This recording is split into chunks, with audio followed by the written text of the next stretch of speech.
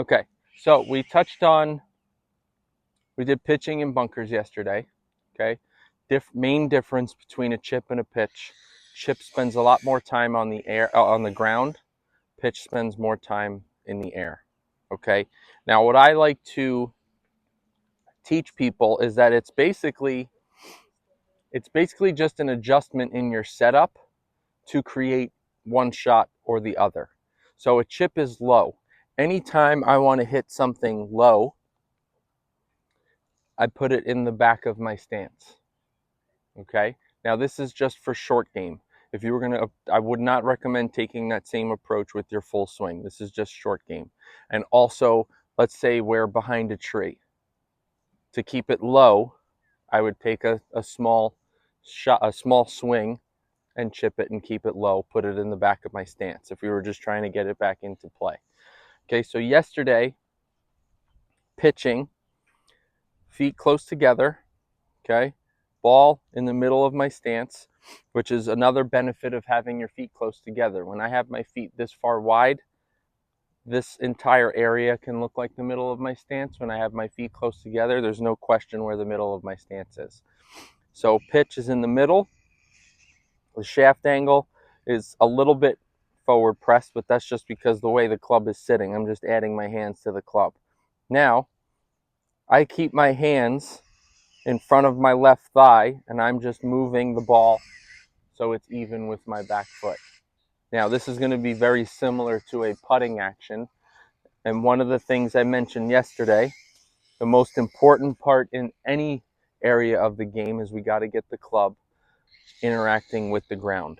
That's going to help us control the shot. When we don't hit the ground, that ball can go anywhere, right? So obviously when we're hitting a golf shot, we want to hit the golf ball, right? But when we try to hit the golf ball, we don't interact with the ground. So we're trying to recreate this feeling when the ball is there, okay? And if you'll notice, when I'm chipping, my hands are all the way down the grip. My arms are extended.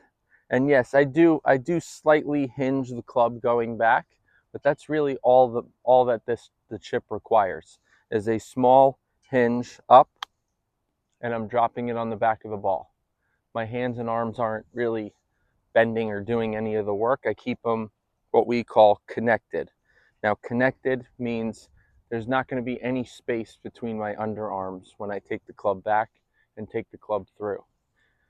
A lot of people won't rotate or swing properly. They'll break off here, which will cause us to break off here. If we can get our hands and arms extended, ball in the back of my stance, slight hinge in the backswing, and get the club to interact with the grass, it's going to pop up, check a little bit, and then roll out. Now the situation, there's plenty of situations that we can use this shot in, mainly when there's nothing in front of us, right? So if there's nothing in front of you, there's maybe too much fairway or fringe grass between me and the front edge of the green, I'll take a pitching wedge or a 9-iron and play a chip. Now, when people ask, when would you use the bump and run? The bump and run is the same exact executed shot, but we're using an 8 or a 7-iron from further away. So a bump and run is just the longer version of a chip. Does all this make sense? On the back foot as well? Yes. Yes, because what it's going to do, we put the ball on the back foot because it's such a small swing, okay?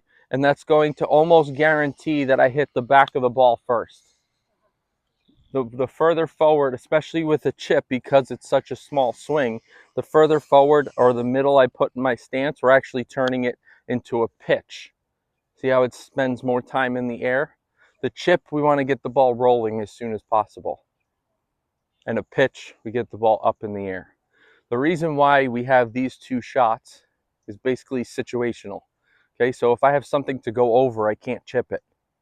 But to hit a pitch from here requires a lot more precision in the strike than a chip would.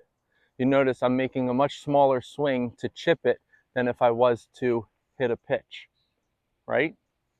That's the main reason why we would select a chip over a pitch, is because it requires less precision.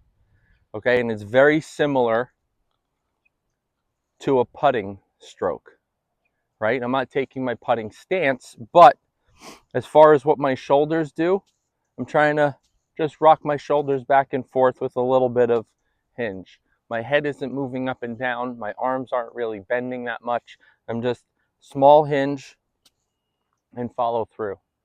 And if I were to summarize what I feel at the ball, so the backswing is a small hinge, basically snapping and holding.